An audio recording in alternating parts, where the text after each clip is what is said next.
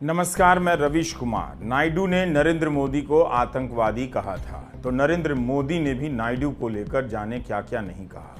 नीतीश कुमार ने जब तेजस्वी के साथ जाने का फैसला किया तब बीजेपी ने कसम खा ली कि मिट जाएंगे, मगर नीतीश के साथ नहीं जाएंगे। बीजेपी उनके साथ चली गई।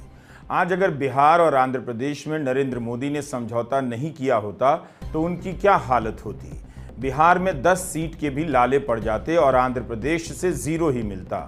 बीजेपी जिस सिद्धांत की राजनीति की बात करती है, दरअसल वो कुर्सी की राजनीति है जो सब करते हैं। कुर्सी बचाने के लिए नरेंद्र मोदी किसी से भी समझौता कर सकते हैं, उन्हें आतंकवादी कहने वाले से भी। जब नायडू ने नरेंद्र मोदी को हार्डकोर आतंकवादी कहा तब गोदी मीडिया उनके पीछे पड़ गया। गोदी चैनलों पर खूब डिबेट हुआ करते थे, नायडू को क्या क्या नहीं कहा गया। क्या वही गोदी मीडिया अपने ही पुराने डिबेट को निकाल कर आपको दिखाएगा? सोचिए इस मीडिया की क्या हालत हो गई है।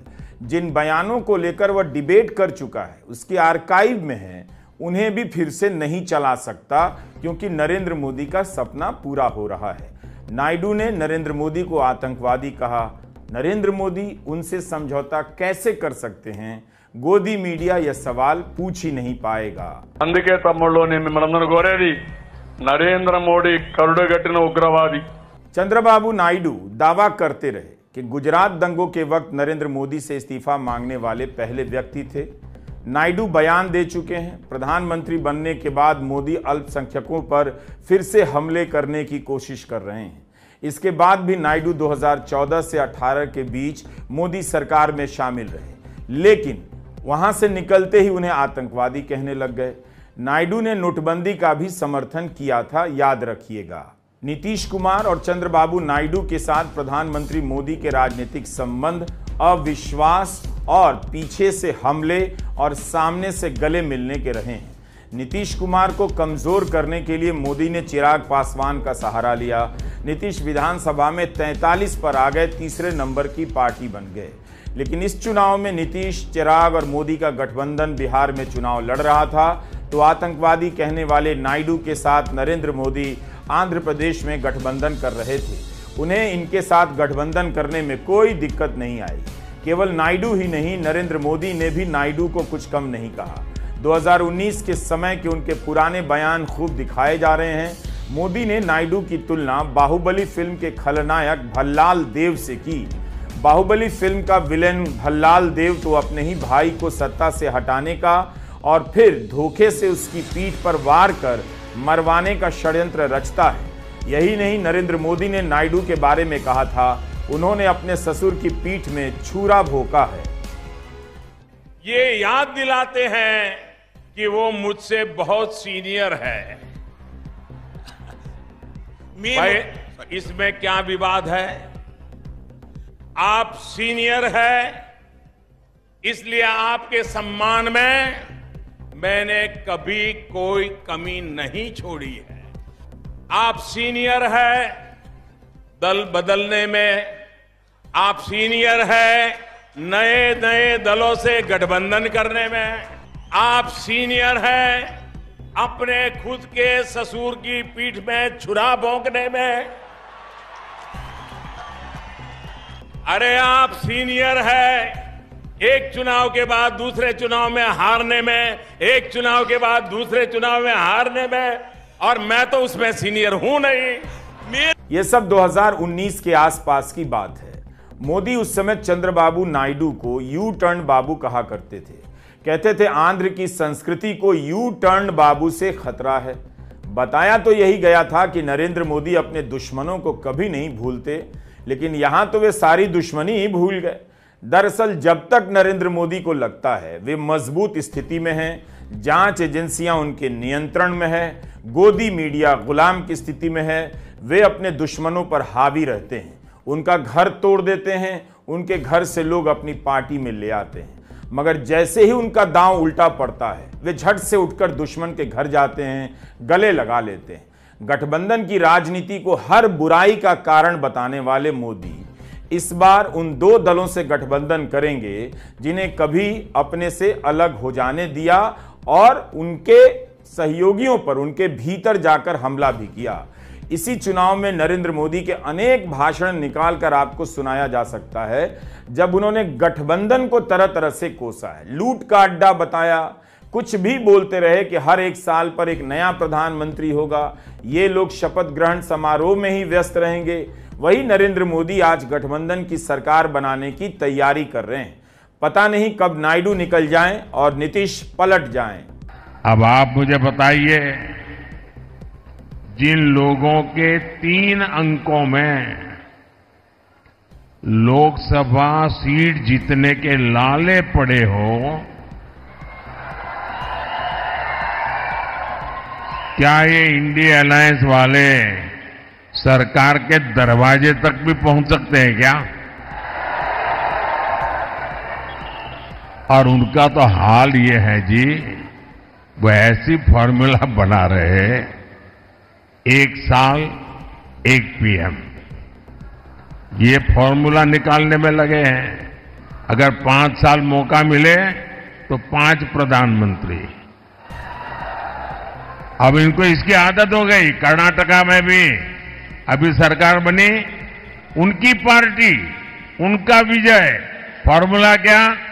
2.5 साल 1 मुख्यमंत्री, 2.5 साल के बाद जो डिप्टी सीएम है वो मुख्यमंत्री। ये खेल खेल रहे। इन्होंने छत्तीसगढ़ में फॉर्मूला बनाई थी, 2.5 साल 1 मुख्यमंत्री, दूसरे 2.5 साल दूसरा मुख्यमंत्री। उन्होंने राजस्थान में फॉर्मूला बनाई थी, 1-2.5 साल 1 मुख्यमंत्री, दूसरे 2.5 साल। और हुआ क्या?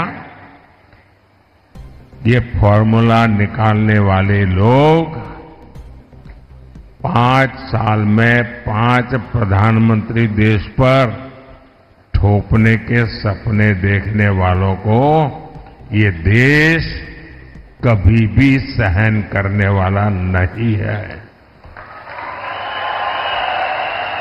और इसलिए ये लोग देश पर गुस्सा उतार रहे हैं। एनडीए रहा है, लेकिन 2014 से 24 तक उनकी सरकार मोदी सरकार ही कहलाई, एनडीए की सरकार नहीं। एनडीए की कितनी बैठकों के बारे में आपको याद है? इस बार जब प्रचार के लिए होर्डिंग लगाई गई तो उस पर बीजेपी के ही दूसरे नेताओं की तस्वीर नहीं थी, अकेले मोदी थे। गठबंधन के किसी नेता की तो थी ही नहीं, नीतीश कुमार की भी नहीं। नीतीश और नायडू को देखकर लगता है आने वाले समय में ये दोनों दल नरेंद्र मोदी की राजनीति के शिकार भी हो सकते हैं, क्योंकि मोदी युग में जो भी मोदी के साथ रहा है उस दल में टूट हुई है, उसके नेता तोड़कर बीजेपी में मिलाए गए हैं। रामविलास पासवान के निधन के बाद लोक जनशक्ति पार्टी चाचा और भतीजे के बीच टूट गई। चाचा मंत्री बन गए, भतीजा सड़क पर आ गया और नीतीश के खिलाफ लड़ने लगा। इस बार चाचा बाहर हो गए हैं, भतीजा गठबंधन में आ गया है। शिवसेना बीजेपी की बहुत पुरानी सहयोगी रही, उसे भी 2 हिस्से में तोड़ दिया गया। पंजाब में अकाली दल पुरानी सहयोगी रही, उसकी हालत क्या है सभी को पता है। इस शानदार रिकॉर्ड के बीच अगर नीतीश कुमार और चंद्रबाबू नायडू मोदी के साथ गठबंधन में जाएंगे तो उन्हें इन खतरों का ठीक ठीक अंदाजा भी होगा। 2019 में नरेंद्र मोदी को हराने के लिए नायडू ने कम प्रयास नहीं किए। विपक्ष के नेताओं से मिलने के लिए देश भर का दौरा करने लगे। नवंबर 2018 में ही नायडू राहुल गांधी से मिले थे, तब वे भाजपा के खिलाफ विपक्षी गठबंधन बनाने की कोशिश कर रहे थे। मई 2019 में चुनाव प्रचार की समाप्ति के बाद और नतीजों से पहले फिर से राहुल गांधी से मिले। मीडिया रिपोर्ट के अनुसार उन्होंने राहुल से कहा कि एनडीए अगर बहुमत से थोड़ा भी पीछे रहता है तो ऐसे में राहुल गांधी को अपनी रणनीति तैयार रखनी चाहिए। 2019 में नायडू विधानसभा का चुनाव हार गए। 2018 में चंद्रबाबू नायडू नरेंद्र मोदी के नेतृत्व वाले एनडीए से अलग हो गए थे। उस समय वे आंध्र प्रदेश को विशेष राज्य का दर्जा दिए जाने की मांग कर रहे थे। जब नहीं मिला तो एनडीए से अलग हो गए। टीडीपी के 2 मंत्रियों ने मोदी सरकार से इस्तीफा दे दिया। उस समय टीडीपी के पास 16 सांसद थे।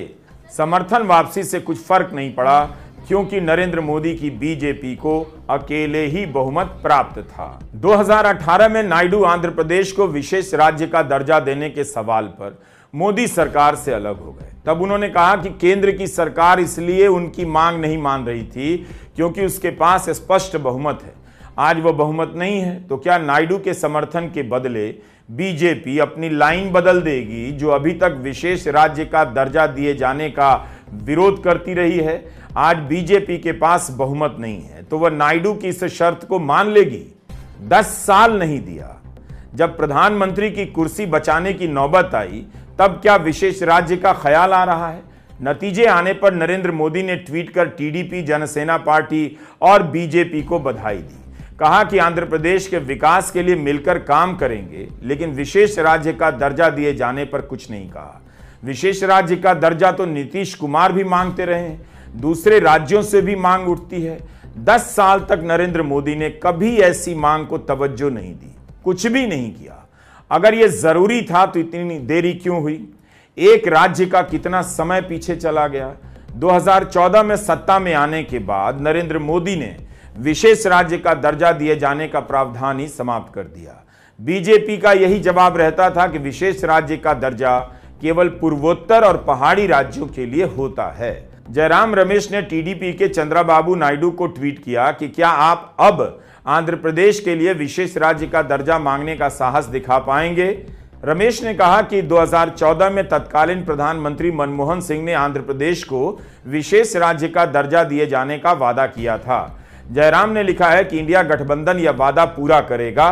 कांग्रेस ने अपने मैनिफेस्टो में आंध्र प्रदेश को विशेष राज्य का दर्जा दिए जाने का वादा किया था। जेडीयू का डिमांड रहा है कि बिहार को विशेष राज्य का दर्जा मिलना चाहिए। आप साथ में हैं, 2 बातें आप क्लियर करें। पहली बात कि क्या ऐसा कोई प्रावधान है देने का, या अगर नहीं है तो क्या ये सिर्फ राजनीतिक शुल्क? नहीं, ऐसे कुछ नहीं है। बोल रहे हैं कि देना है, उसके ऊपर निर्णय जब भी होगा, मगर फिनांस कमीशन के रिकमेंडेशन में जिक्र करना चाहता हूं 2014 से लेकर आज तक, क्योंकि रेट, टैक्स डेवल्यूशन का रेट 32% से 42 हुआ और 42 से 41 हुआ, क्योंकि जम्मू कश्मीर में यूनियन टेरिटरी को रीडिफाइन किया गया है। उस रिकमेंडेशन, फिनांस कमीशन के रिकमेंडेशन में रेट बढ़ाने के लिए बोल दिया और सेंट्रल सेक्टर स्कीम्स को कम करने के लिए भी बोला, और सेंट्रल सेक्टर स्कीम्स को उस रिकमेंडेशन के बावजूद भी हमने कम नहीं किया, उसी स्तर पर देते आ रहे। क्या इस आश्वासन भर से चंद्रबाबू नायडू इंडिया गठबंधन की तरफ लौट आएंगे? इंडिया गठबंधन को अगर सरकार बनानी है तो बगैर नीतीश और नायडू के सरकार नहीं बन सकती है। उसके बाद ही दूसरे दलों के आने की संभावना होगी। लेकिन नीतीश कुमार और चंद्रबाबू नायडू इस वक्त नरेंद्र मोदी के साथ ही जाते नजर आ रहे हैं। गठबंधन की राजनीति बुरी राजनीति नहीं होती है, मगर आईटी सेल ने 10 साल आपको रटवाया है। आज आईटी सेल भी नहीं बोल पाएगा। गोदी मीडिया ने बार बार बताया कि लूट के लिए गठबंधन की राजनीति होती है। स्पष्ट बहुमत जरूरी है, मजबूत नेता जरूरी है। गठबंधन का प्रधानमंत्री कमजोर होता है। तो क्या अब यही बात नरेंद्र मोदी के तीसरे दौर में लागू होगी? आज जब चंद्रबाबू नायडू दिल्ली आ रहे थे तब गोदी चैनलों पर खबरें फ्लैश हो रही थी कि नायडू ने कौन कौन से मंत्रालय मांगे। जीतन राम मांझी भी मंत्रालय मांग रहे हैं, ये खबर भी चैनलों पर फ्लैश हो रही थी। चिराग पासवान भी मंत्रालय मांग रहे हैं, नीतीश कुमार मंत्रालय मांग रहे हैं, कोई स्पीकर का पद मांग रहा है। ये सारी खबरें फ्लैश हो रही थी। ऐसा लग रहा था कि 2004 का कवरेज देख रहे हैं। 10 साल में गठबंधन को लेकर जितनी गालियां गोदी मीडिया, आईटी सेल और बीजेपी के नेताओं ने दी हैं, अगर यही स्थिति इंडिया गठबंधन की तरफ होती तो एंकर कहता लूट के लिए मंत्रालय की मांग हो रही है। अपनी पसंद का मंत्रालय इसलिए मांग रहे हैं क्योंकि लूट करनी है। साथियों, एनडीए गठबंधन को कितनी बड़ी जीत मिलने जा रही है,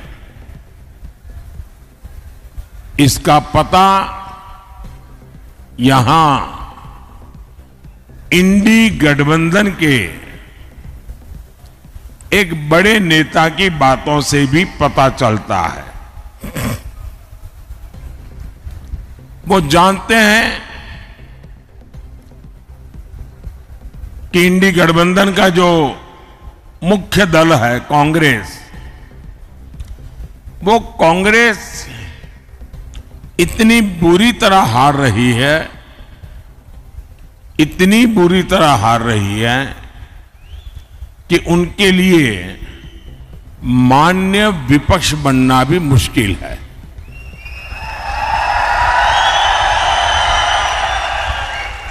और इसलिए यहां के जो नेता है इंडिया अलायंस के, यहां मतलब नासिक के नहीं, महाराष्ट्र के, उन्होंने सभी छोटे छोटे दल जो है, इन दलों को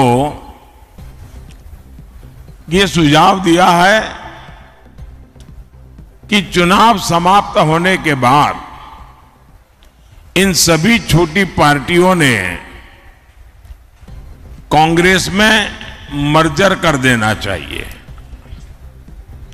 यानी अपने अपने शटर बंद कर देने चाहिए,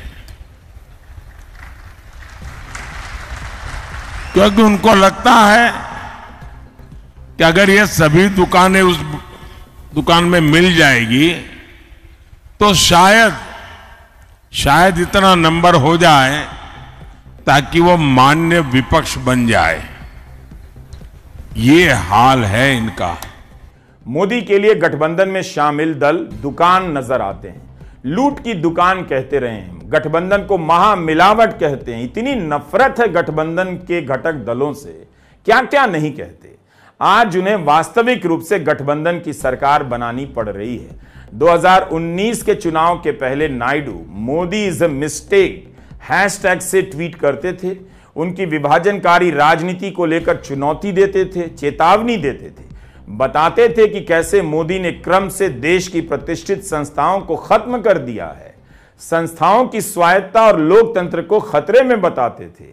और मोदी अक्सर कहते थे नायडू उन्हें गाली देने में लगे हैं। साथियों, जिन लोगों ने देश को धुएं में जीने के लिए छोड़ दिया था, वो अब देश में झूठ का धुआं फैलाने में जुटे हैं।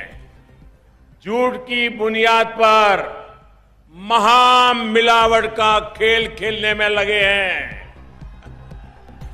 संगत का असर ये है कि यहां के मुख्यमंत्री जी भी आंध्र प्रदेश के विकास के विजन को भूलकर मोदी को गाली देने की कंपटीशन में कूद गए हैं। प्रधानमंत्री मोदी को उम्मीद थी कि इस बार प्रचंड बहुमत मिल जाएगा, 300 पार, 400 पार, गंगा पार, न जाने कहां कहां पार। इसलिए चुनाव से पहले ही गोदी मीडिया में खबरें छपने लगीं कि पहले 100 दिन का एजेंडा तैयार हो गया है, पहले 100 दिन में क्या करना होगा मंत्रालय को बताना होगा। प्रेजेंटेशन की खबरें आ रही थी, क्या अब वह सब बेकार हो जाएगा? नीतीश और नायडू के हिसाब से भी पहले दिन का एजेंडा बनेगा, या उनके मंत्री बनेंगे तो क्या वे नरेंद्र मोदी के पहले के बनाए हुए एजेंडा को लागू करेंगे? यह सब सवाल है। आपने तो चुनाव भर में पूछा ही नहीं कि आपने जो पहले 100 दिन का एजेंडा बनाया, जिसकी खबरें छपी हैं, वो क्या हैं? इसके बारे में चुनाव में बात क्यों नहीं करते? तो बात क्या कर रहे थे? मंगलसूत्र लेकर मुसलमानों को दे दिया जाएगा, मुस्लिम आरक्षण को लागू करेंगे, और ये दलित आरक्षण के साथ सेंधमारी नहीं होने देंगे, मुस्लिम आरक्षण को खत्म करेंगे। नरेंद्र मोदी ने इस चुनाव में अपने आप को मुस्लिम आरक्षण विरोधी नेता के रूप में स्थापित किया है। चंद्रबाबू नायडू और नीतीश कुमार मुस्लिम आरक्षण के समर्थक हैं। चंद्रबाबू नायडू ने तो इसकी रक्षा की गारंटी दी है। नीतीश कुमार की सरकार के दौर में और उनसे पहले की सरकार के दौर में कर्पूरी ठाकुर के जमाने से अति पिछड़ी जातियों को, मुस्लिम जातियों को आरक्षण मिल रहा है। यह भी एक विडंबना है कि मुस्लिम और मुस्लिम आरक्षण विरोधी राजनीति करने वाले नरेंद्र मोदी इसके विरोधी दो दलों के समर्थन से प्रधानमंत्री बनेंगे। आप याद रखिएगा, सरकार में आते ही मुस्लिम आरक्षण का मसला भूल जाया जाएगा, कोई भी याद दिलाने नहीं आएगा। गठबंधन से इतनी नफरत थी कि प्रधानमंत्री इंडिया गठबंधन कभी नहीं कह पाए। जमात का इस्तेमाल करते थे, जिससे लगे कि मुसलमानों का जमावड़ा है, और इंडिया की जगह इंडी कहते थे। इंडी जमात वाले धर्म के आधार पर मुसलमानों को आरक्षण देते हैं। मोदी कहता है मैं एससी, एसटी, ओबीसी को जो आरक्षण मिला है, बाबा साहब आंबेडकर ने जो अधिकार दिया है, भारत के संविधान ने जो अधिकार दिया है, एससी, एसटी, ओबीसी का आरक्षण की रक्षा करने के लिए मोदी जान की बाजी लगा देगा। और मैं इंडी गठबंधन वालों को कहता हूं कि जब तक मोदी जिंदा है, आप आदिवासियों का, दलितों का, पिछड़ों का, अति पिछड़ों का आरक्षण छीन करके मुसलमानों को वोट जिहाद करने वालों को नहीं दे सकते हैं। ये मैं आपको साफ कहता हूं। इतना साफ साफ कहने के बाद भी वे मुस्लिम आरक्षण के समर्थकों के दम पर तीसरी बार प्रधानमंत्री बनने जा रहे हैं। अब उन्हें समझ आएगा कि विपक्ष पर हंसते हंसते वे खुद किस स्थिति में आ गए हैं। इस चुनाव में बीजेपी 272 के आंकड़े से 32 सीट पीछे है, सबसे बड़ी पार्टी बनकर भी बहुमत से दूर है। यह चुनाव नरेंद्र मोदी के चेहरे पर लड़ा गया। सरकार के प्रचार में भी केवल मोदी का चेहरा हुआ करता था, किसी कैबिनेट मंत्री का भी फोटो नहीं छपता था। क्या इस बार यह सब बदल जाएगा? सरकार के विज्ञापनों में प्रधानमंत्री के साथ साथ सहयोगी दलों के मंत्रियों के भी फोटो होंगे। मंत्रियों की भी बात सुनी जाएगी या रबर स्टैंप मंत्री बनकर रहेंगे, जिन्हें उद्घाटन में भी मौका नहीं मिलता है। इस बार की मोदी सरकार क्या गठबंधन की सरकार होगी? आज के बाद से गोदी मीडिया नीतीश कुमार और नायडू से सवाल नहीं करेगा। जैसे ही वे पलट जाएंगे, उनके खिलाफ हो जाएगा। बीजेपी कहने लग जाएगी कि ये दोनों लूट की दुकान में चले गए हैं, यहां लूट का मौका नहीं मिल रहा था, वहां जाकर लूटेंगे। जब तक मोदी के साथ रहेंगे, इन्हें राष्ट्र निर्माण का साथी कहा जाएगा। नायडू तो हो सकता है बच भी जाएं, उनकी पार्टी को बड़ा समर्थन मिला है विधानसभा में, लेकिन नीतीश की पार्टी का भविष्य क्या है? नीतीश कुमार अगर इंडिया गठबंधन के साथ होते तो आज बीजेपी 200 से नीचे होती और उनका कद देश में सबसे बड़ा हो गया होता। वे मोदी को हराकर प्रधानमंत्री पद के दावेदार हो सकते थे। 2014 में नीतीश जो न कर सके, 2024 में कर सकते थे। लेकिन जो मोदी जिस नीतीश कुमार को कमजोर ही करते रहे, उनके दम पर प्रधानमंत्री बनने जा रहे हैं। सत्ता का लोभ या सत्ता का मोह कहां है, किस तरफ है, आपको दिख जाना चाहिए। नमस्कार, मैं रवीश कुमार।